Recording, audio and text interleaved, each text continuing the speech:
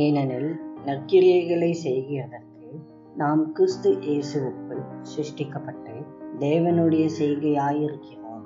அவைகளில் நாம் நடக்கும்படி அவர் முன்னதாக அவைகளை ஆயத்தம் பண்ணியிருக்கிறார். எபேசியர் 2:10. தேவனாகிய கர்த்தர் நம்மை வேறு ஒருவரை போல இருக்க படைக்கவில்லை. நாம் பரலோகத்திற்கு செல்லும் போதே நம்முடைய அண்ணன், அப்பா அல்லது பக்கத்து வீட்டுக்காரரை போல் நாம் ஏன் இல்லை என்று ஆண்டவர் நம்மிடம் கேட்கப் போவதில்லை.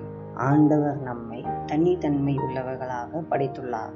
மேலும் நாம் உண்மையாக இருக்க வேண்டும் என்றே அவர் விரும்புகிறார். தேவாதி தேவன் நாம் நாமாகவே பயன்படுத்தப்படுவதையே விரும்புகிறார். எனவே நாம் மற்றவர்களின் அங்கீகாரத்திற்காக வாழவோ அல்லது நாம் வித்தியாசமாக நடந்து கொண்டால் ஆண்டவர் நம்மை இன்னும் அதிகமாக நேசிப்பார் என்றோ நினைக்காமல், நாம் இருக்கின்றபடியே அவர் நம்மை நேசிக்கின்றார் என்பதை புரிந்தவர்களாக உண்மையுடன் நடந்து கொள்வோம்.